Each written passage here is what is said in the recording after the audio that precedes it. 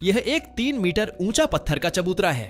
अगर तुम्हें ईंटें ऊपर पहुंचानी हो तो तुम एक लकड़ी का तख्ता लगाकर ढलान बना सकते हो और ठेले से ईंटें ऊपर चढ़ा सकते हो। लेकिन अगर यही चबूतरा 10 मंजिल जितना ऊंचा हो जाए तो इतनी लंबी ढलान बनाना बेहद मुश्किल हो जाएगा। तब तुम एक पुली, चरखी लगाते हो, उसे ऊपर की बीम से बांधकर उसमें रस्सी डालते हो। रस्सी के एक सिरे पर ईंटों की टोकरी बांधते हो और दूसरे सिरे को खींचते हो। इस तरह ईंटें आसानी से ऊपर पहुंच जाती हैं। लेकिन रस्सी खींचना बहुत थकाने वाला और जोखिम भरा काम है। तुम ऊपर एक शक्तिशाली विद्युत मोटर लगाते हो, नीचे एक मजबूत लोहे का केबिन बनाते हो और दोनों को मोटी स्टील की केबल से जोड़ देते हो। जब मोटर चलती है तो केबल लिपटती है और केबिन को ऊपर खींच लेती है। लेकिन अब एक नई समस्या आती है।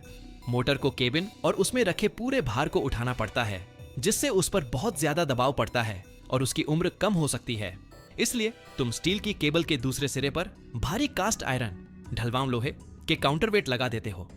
अब जब केबिन ऊपर जाता है तो काउंटरवेट नीचे आता है, बिल्कुल तराजू के 2 पलड़ों की तरह।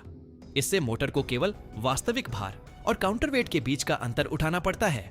लेकिन ऊंचाई पर केबिन हवा के कारण डगमगाने लगता है। इसलिए तुम केबिन के दोनों ओर 4 सीधी स्टील की गाइड रेल लगा देते हो और केबिन के ऊपर नीचे रोलर वाले गाइड शूज फिट कर देते हो। अब केबिन मजबूती से रेलों के बीच चलता है और बिल्कुल स्थिर रहता है।